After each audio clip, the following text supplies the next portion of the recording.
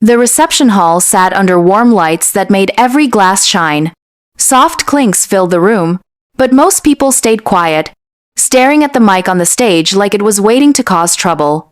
I stood close to it, holding a small folded card. The edges felt rough under my fingers, and those 3 short lines inside felt heavier than they looked. Guests were still whispering after my mom's pregnancy announcement. Some had their forks stuck in mid-air, eyes shifting between her white dress and my face. Daniel squeezed my hand, my palm damp against his. I walked up the steps, opened the card, and got ready to say the one sentence that could change the whole room. Before I go on, let me ask you something. Have you ever had a family member take a happy moment and pull all the attention to themselves? If stories like mine make you feel less alone, stay with me here. Make sure you like the video, subscribe, and turn on notifications so you don't miss the next one. Now let me show you how I took my day back. I want you to understand who I was before I stood on that stage, because the way I handled everything didn't just appear out of nowhere. My name is Elena Martinez, and I was 27 on my wedding day. I work as a graphic designer and spend most of my time making wedding invitations. I look at small details for hours every day, so it makes sense that I care about things being neat and calm. The night before the wedding, I sat on the floor with all the place cards around me. I smoothed each corner with my thumb because it helped me feel steady. I like simple routines. I drink tea in the morning while sitting by the window. I take short walks when my head feels crowded. I write small notes to myself and put them on the fridge. These things help me feel safe and organized. And then there is Daniel, my husband. He has a quiet way of paying attention. He notices when my shoulders rise or when my breathing gets sharp. He places his hand on my back, and it reminds me to slow down. With him, I never feel judged. I never feel like I have to pretend. All I wanted for our wedding was one peaceful day where nothing felt heavy. But peace is something my mother almost never gives. My mother, Rosa, is in her mid-50s, and she enjoys being the center of attention. She loves bright clothes, strong perfume, and being noticed. Growing up with her felt like sharing a house with a spotlight. She took the lead in every room, every event, every holiday. People always turned to her first. She has been this way all my life. At my college graduation, she wore a shiny sequin dress that made a rattling sound whenever she moved. Everyone could hear her before they could even see her. During holidays, she would talk over everyone and take over the stories. The house always smelled like her perfume, thick and sweet. Her heels made loud tapping sounds on the tile floor from morning until night. And almost every wall had a picture of her smiling, like the whole house belonged to her. As a kid, I learned to pay attention to the sound of her bracelets. When they tapped together, it meant she was in one of her dramatic moods. Those days were loud and full of emotion. I learned to stay quiet when I heard that sound. I learned to be careful with my words around her. But even with everything I knew about her, a part of me still hoped she would behave at my wedding. I wanted her to act like a mother. I wanted her to support me. I wanted her to let me have one day where I didn't have to play defense. About a week before the wedding, things started feeling strange. One afternoon, she stood in front of my mirror, fixing her makeup, and said, "White looks so pure on anyone." She smiled at herself as she said it. Not at me, at herself. Another night, she sent me a text close to midnight. "Are you sure about your decor choices?" There was no confusion in the message. She didn't like my choices, and she wanted me to know. Whenever she talked to me that week, my arms felt tight, and I kept rubbing them without thinking. Daniel noticed it each time. He looked at me with concern, but I kept brushing it off. I didn't want drama before the wedding. I didn't want to expect the worst. Then she asked me which part of the reception allowed family announcements. She said it with a straight face, like it was a normal question. I felt something inside me tense, but I forced myself to ignore it. I had seating charts to finish. I had flowers coming in. I had a dress fitting where the whole room was quiet and calm. I wanted that same calm to follow me into the wedding day. So I told myself everything was fine, even when a small part of me already knew something wasn't right. When the wedding day finally came, I kept telling myself to stay calm. I kept breathing slowly, trying to hold on to the hope I had all week. But the moment I stepped into the church foyer, something inside me tightened again. Warm candles were burning along the walls, and the soft sound of the organ filled the air. It should have made me feel safe, but it didn't. I could feel the worry that I tried so hard to push away starting to rise again. And then she walked in. My mother stepped into the foyer wearing an off-white dress covered in tiny beads that caught every single light in the room. It wasn't a soft or quiet dress. It didn't sit in the background. It shined like it wanted the whole room to see her first. I felt heat crawl up the back of my neck the moment I saw her. Even the guests went quiet for a second before their whispers started. She smiled like she had been waiting for this moment all her life. "Sweetheart," she said loudly, "I figured we could both shine today." She didn't even look at me when she said it. She looked at the people around us, as if she wanted to see their reactions. Some people smiled politely. Some looked confused. I stayed still, trying to keep my face straight. My fingers were shaking, but I held them together so no one would see. The ceremony happened, but it didn't feel like it belonged to me anymore. I kept catching people glancing at her dress. I tried to tell myself it didn't matter.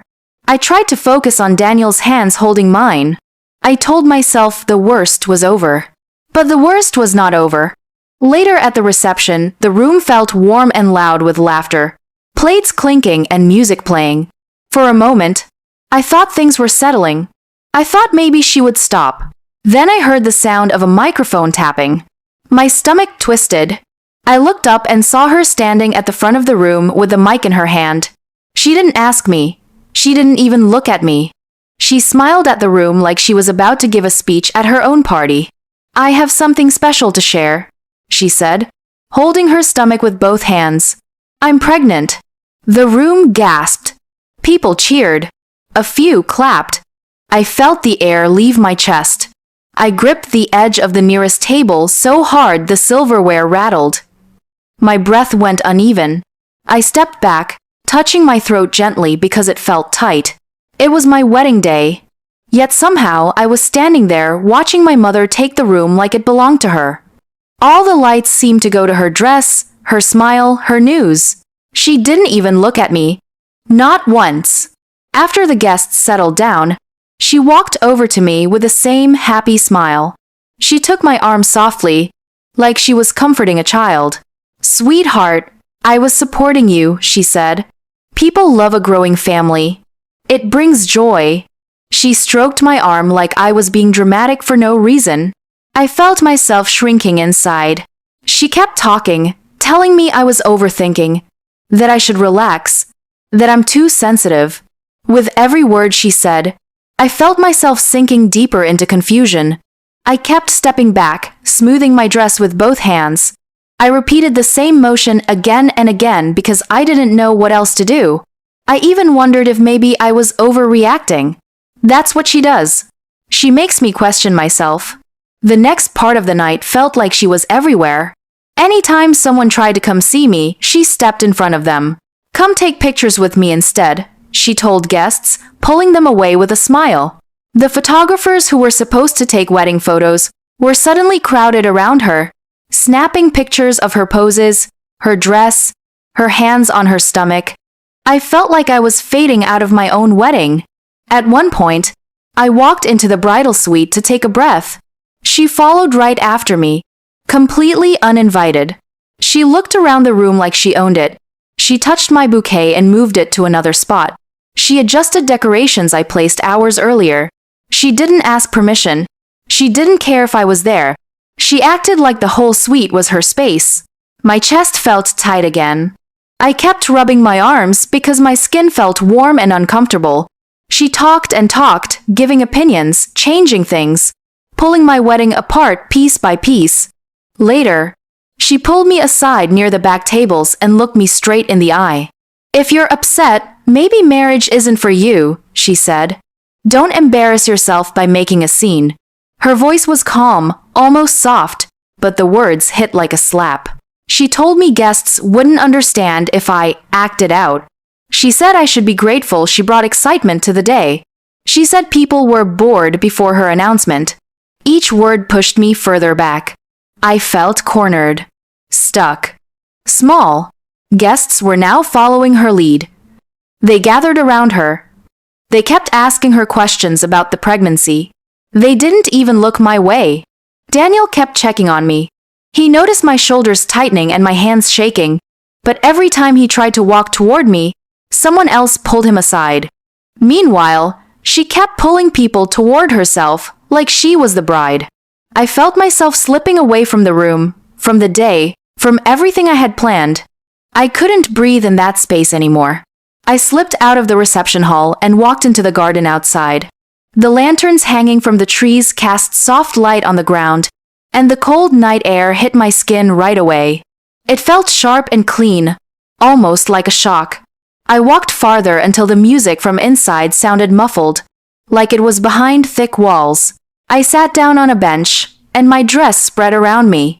Flower petals from the decorations stuck to the bottom of my train. I didn't even bother brushing them off. My hands were shaking, and my mascara had smudged under my eyes. I just needed one quiet place. One moment to breathe. A few minutes later, I heard voices on the walkway behind the trees. I stayed still, not wanting anyone to see me. Then I heard my mother's voice. "This will be remembered as my night," she said. I froze. She wasn't whispering. She wasn't hiding it. She meant it. That sentence lit something inside me. Not anger, not fear, something steady, something clear. I sat up straighter. I wiped the mascara from under my eyes with my thumb. My hands were still trembling, but my chest felt different. Lighter, stronger. I pulled out my phone and called Daniel. When he answered, my voice didn't shake. "We're fixing this," I told him. Something changed in me in that moment. I was still scared. My hands were still unsteady. But I didn't feel trapped anymore. I felt ready. Ever had someone take your moment and turn it into their own show? If you understand how that feels, you can share your thoughts below. What I decided to do next changed everything. I went back inside after talking to Daniel, and we walked toward the bridal suite together. My hands were still shaking a little, but my mind felt clearer than it had all day. I needed proof. I needed something solid that showed she didn't accidentally steal my wedding. I needed to remind myself that this wasn't my fault. When we stepped into the bridal suite, the room was quiet. The noise from the reception was just a soft hum through the door. I went straight to a small drawer I kept under the vanity table. It was where I stored things I didn't want anyone touching: private notes, voice memos, and little reminders I saved for myself. I opened it and found my old phone inside. I turned it on and went through the saved voice notes. One recording made my stomach tighten. It was from 2 months before the wedding. I pressed play. My mother's voice filled the room. She was laughing with a friend, saying she couldn't wait to outshine the wedding. She sounded proud of herself. She even said she already had the perfect white dress. I stood still and let the recording finish. It didn't hurt this time. It confirmed everything I already knew. Then I opened a text thread I had forgotten about. It was time-stamped from weeks ago. She told someone she had bought her dress early because the bride shouldn't be the only one looking good. Reading that line made my chest feel warm again, not from fear, but from something stronger, something firm. Daniel left the room for a moment and came back with my aunt Marisol. She has seen my mother's behavior for years. When she looked at me, I saw worry, but I also saw trust. She knew I was ready. We gathered everything we needed: the voice recording, printed copies of the texts, and a small card I wrote with one short sentence. My shoulders slowly dropped from my ears. My breathing smoothed out. When I stood up, my steps felt steady for the first time that whole day. Outside the room, the reception lights were dimming as dinner came to an end. It was the perfect moment. It was my moment. When I stepped out of the bridal suite, I could still feel my heartbeat in my hands. The reception hall looked calm from the outside, but I knew what was waiting inside. The dinner lights were warm and low, and candles flickered gently on every table. People were finishing their meals, talking softly as if the room had finally relaxed. but it only looked relaxed. My mother sat at the front table with her back straight and her hand resting on her stomach like she wanted everyone to keep talking about her pregnancy. Guests leaned in toward her, laughing at every word she said. She smiled like the night belonged to her. She looked proud. Too proud. Seeing her like that made everything inside me settle. I wasn't shaky anymore. I wasn't scared. I was ready. I walked toward the stage, holding the card I wrote earlier. My dress brushed against the floor with every step. Daniel watched me from the side of the room. He didn't speak, but he gave me a small nod. That was enough. The closer I got to the mic, the quieter the room became. Forks paused midair. Chairs stopped moving. People looked up at me, waiting. I wrapped my hand around the microphone. The room fell silent. I started slow. Thank you all for being here, I said. Today means a lot to me. I let my eyes move around the room. I didn't look at my mother yet. I wanted the next part to hit clean. I want to share something with you, I said. Then I lifted the first piece of evidence. It was a printed screenshot of a text conversation, my mother's phone number at the top, and her friend Linda's name right under it. I held it up so people could see the header clearly. I said, "This is a message my mother sent to her friend Linda weeks before the wedding." The room stiffened. Then I read the message out loud. "This dress will make the night unforgettable for me." People whispered. Some gasped. A few turned to look straight at her. My mother's smile faded. Her shoulders dropped a little. She didn't expect proof. I wasn't done. Next, I pulled out my old phone. "I found something else," I said. "A voice note she recorded 2 months ago. I saved it because it didn't sit right with me." I tapped play. My mother's voice filled the speakers. She laughed with Linda. She said she wanted to outshine the wedding. She said she already had the white dress. She said she would make the moment bigger. She even mentioned the pregnancy, saying people would never forget her news. The room went silent again, this time in pure shock. My mother's hands began to tremble. She tried to pick up her water glass but knocked it over. Water poured across the tablecloth, and no one reached to help her. Then I held up the final piece of evidence. "This," I said, "is a screenshot from her phone gallery. She practiced poses in the same white dress weeks before today." I turned the photo toward the tables. There she was, standing in front of a mirror, hand on her stomach, smiling like she was the bride. Guests stared. Some shook their heads. Some looked hurt for me. Some whispered, "Unbelievable." My voice stayed steady. My mother's voice, when she tried to speak, cracked completely. Before she could stand up and try to explain, Daniel's older brother walked gently toward her. He wasn't rough. He wasn't loud. He simply said, "Let's give the bride her space now." She didn't fight. She didn't argue. She didn't even look at me. She stood up slowly and followed him out, her head lowered, her steps shaky. Guests pulled their chairs back as she walked past them. No one stopped her. No one called out her name. No one told her it was okay. When the doors closed behind her, the whole room let out a breath. People turned back toward me. Some nodded with respect. Some looked guilty for cheering for her earlier. Some gave me soft smiles, like they finally understood. Daniel walked to me and took my hand. We stepped into the center of the dance floor. The music started, and for the first time all night, the moment felt like it belonged to me. Later, I got messages from family members. "I'm sorry. We didn't know. You handled that with strength." And for once, I finally felt seen. The quiet at the end of the night felt like a new world opening in front of me. After everyone finally left, Daniel and I stayed on the dance floor, the soft lights glowing above us, and the room settling into a calm I had been craving all day. There were no voices pulling at me, no eyes judging me, no noise trying to drown me out. Just slow music, warm light, and the two of us holding on to something that felt real again. In the weeks that followed, I felt myself letting go of things I used to carry. I stopped trying to fix my mother's storms. I stopped hoping she would change. I kept space between us, and that space made my life quieter in a good way. My mornings with Daniel became soft and simple again. The smell of warm bread filled our apartment, and sunlight touched our table in a gentle line. I didn't feel victory. I felt peace. Some moments belong to you, and no one has the right to rewrite them. The noise of that wedding day faded. In its place came steady, lasting calm. When I look back now, I sometimes wonder if every family has someone who can't stand being in the background. If you've lived through moments like that, you can share your story if you feel safe doing so. You're welcome to stay, subscribe, and join me for more stories about finding your voice. And if you enjoy wedding drama or family clashes, the next story will take you even deeper. Thanks for spending time here.